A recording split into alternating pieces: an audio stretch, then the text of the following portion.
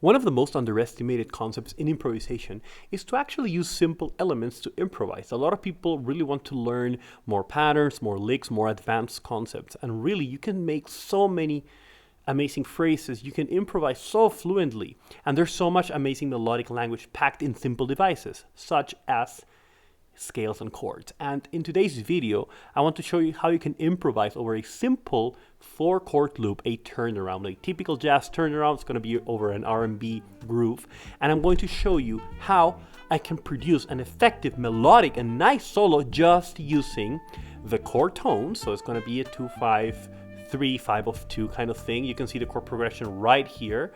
Now you can see it in both in concert and in E flat, because I'm going to be playing it with the alto sax. And what I'm going to use is very simple things. First, simple rhythms to make my ideas cohesive and make them more like musical statements. A lot of you guys and a lot of people really underestimate the power of rhythm. You focus too much on scale, especially as saxophone players. We practice so many things, but we never learn how to make or produce effective statements with what we learn. It's like learning so many words, but not being able to produce effective sentences on the spot. That is rhythm. And I have many videos where I talk about rhythm and basically the concept that rhythm is the how of any musical statement. So without a good rhythmic language, you can't or won't be able to produce effective melodies on the spot. So I'm going to use basic rhythms. Then I'm going to use the chord tones, okay? I displayed here my concept of the matrix of inversions. And I left the video in the description and also at the end of this video where I really break down a 2-5-1 and I break down my concept of the matrix of inversion. So make sure to check that out if you're a little bit confused about what this is. Basically, I've displayed the 4 chords and I've displayed all of the inversions. So the first system is in root position, the second system is in first inversion, and then second inversion, third inversion. So you get 4 in 16 measures. Basically, you have all of the inversion possibilities. Then you can look at it so that you don't have to think about the notes, right? And then you can break them up on many different ways. So make sure to watch that video for a more in-depth plan and the video about the matrix of inversions, okay, and how to master that. But what I'm going to do is use basic rhythms in combination with these chord tones. So I don't have to read them, but if you struggle with chords and you want to at least grab a 2-chord loop or a 4-chord loop, the best way is just simply write them down, sketch the chord tones and the inversions like this so that you can just look at them and sort of read them, but don't just read them and play them. Try to be creative with it. So imagine you have a list of words and you simply have to select the words and create sentences. It's a way, what I call it, a visual aid. The matrix of inversions is so that you can have something that you can look at and you can gather the information. There's a lot of melodic language packed in those 16 measures already. If you combine them with good rhythms, and then rhythms and shapes, you break the chords in all sorts of ways. The most fundamental elements to me for a great melodic language is rhythm and shapes. So make sure to watch my other videos where I talk about that. But rhythm and shapes is basically the counter and the direction. So if I grab an inversion or play ascending, descending, or I break it in the middle, that is a shape. So you're going to hear me progressively. I'm going to first play with just chord tones and rhythms, and then I'm going to be adding little other elements. I'm going to enhance the rhythms a little bit and start including different rhythms to create more seasoned solo. I'm going to start my phrases in different places, but I'm going to play cohesive ideas. You're not going to hear any noodling, and that is because of rhythm.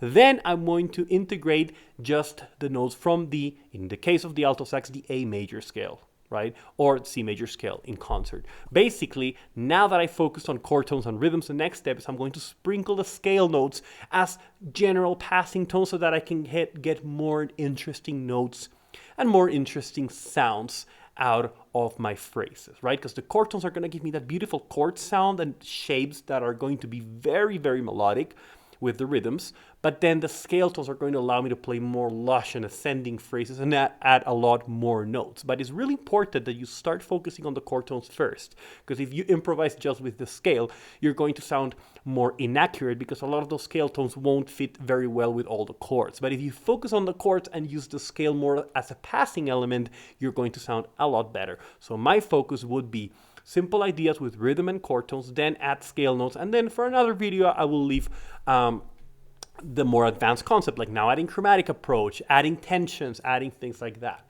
So for this one, just pay attention to what I'm going to play. Right now on this first pass, you're going to hear me first play with a simple rhythmic idea and the chord tones. Here we go.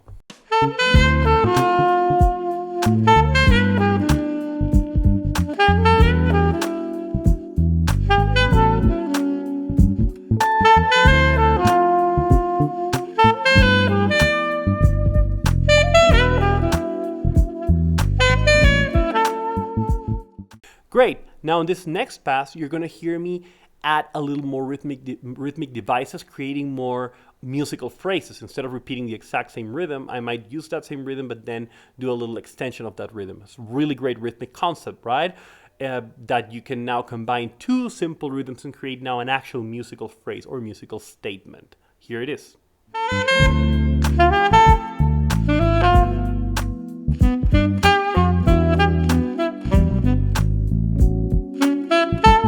Great. Now you're going to hear me expand my ideas a little more, still with chord tones, a few other notes, and different rhythms.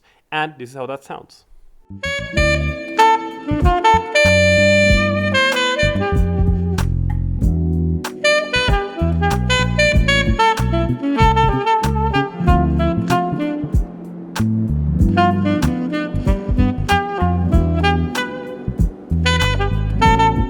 Awesome. Now, finally, I'm going to sprinkle those scale notes from, in the case of the alto sax here, A major scale. And you're going to see how now I get a much broader, a bigger amount of notes, which are going to be more like this passing element. I'm not focusing on the scale. I have to be really specific about this because I used to hate scales before, because a lot of us learned how to improvise using just scales, and then we just sound scaly, and I don't want you to do that. If you focus on the chord tones first and on the rhythms, and then you use the scale as an additional device, an additional passing element. I see the scale as this other additional words that you need to create longer sentences, right? But they're not the fundamental core of your sentences. They're not the subject, the adjectives and things like that. So if you think about that, then start with the chords, master the chords, gather simple ideas from the chord, and then sprinkle the scale, and later on even chromatic approach or other more advanced elements come.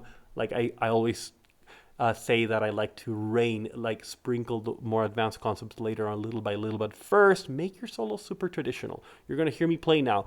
I'm not playing anything advanced, no chromatic approach, no tensions, just chord tones with rhythm, so the chord inversions, as you can see here, and the scale tones as passing devices in all the ranges, and I'm playing around with the shape, so I'm making sure that I can go ascending, descending, break up the chord in different ways to sound more musical. And you've heard me on the other examples how a simple inversion, if you break it in the middle, sounds completely different, right? If you do an inversion only ascending, it sounds a specific way. If you maybe play the first note here and then the next note here and then ascending, it sounds completely different. So you're going to hear me do a lot of those manipulations, and I'm going to leave this matrix of inversions here so you can see that I'm basically playing the notes from the matrix and then the scale tones as well, and I'm making this solo, focusing a lot on rhythmic efficiency, rhythmic accuracy, so that my lines sound like statements. Okay, so let's check it out.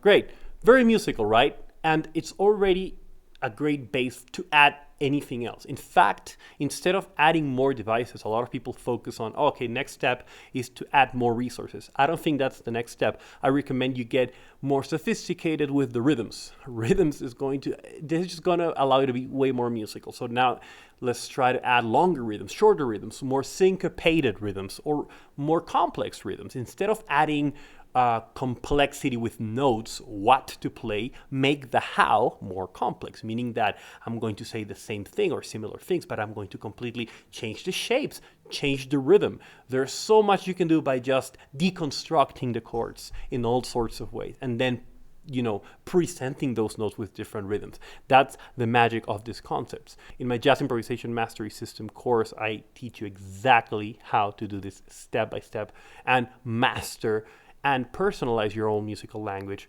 by applying these steps on how to deconstruct chords, how to start understanding how you can grab this language and unlock an amazing amount of melodic vocabulary from you. But if you like this video, please make sure to subscribe. I put a video like this every Tuesday. Leave in the comments what would you like to see next. I have many videos prepared about saxophone technique, arranging, composition, improvisation, and a lot more. And if you're a saxophone player, or if you're a single line instrument, or just a musician in general, and you've been struggling for a while with improvisation, and you really want to break through, and you want a more personalized support, and join a fantastic community of likewise musicians who are constantly improving, then I invite you to join my Improv Mastery Circle. I left a link in the description. You can join, and you can join a community where at 100 members right now. I do live group calls. I share my entire Jazz Improvisation Mastery System course updated, constantly share challenges, transcriptions, and a lot of amazing materials. And I give constant feedback, so you can post your progress, you can send me messages, and I can give you feedback directly to you. So it's truly a great way for you to not do this alone, and also see what other people are doing, get that community vibe, and take your playing to the next level. I left a special link for you guys in the description, so make sure to check it out. You can join, and I would love to see you there. See you on the next video.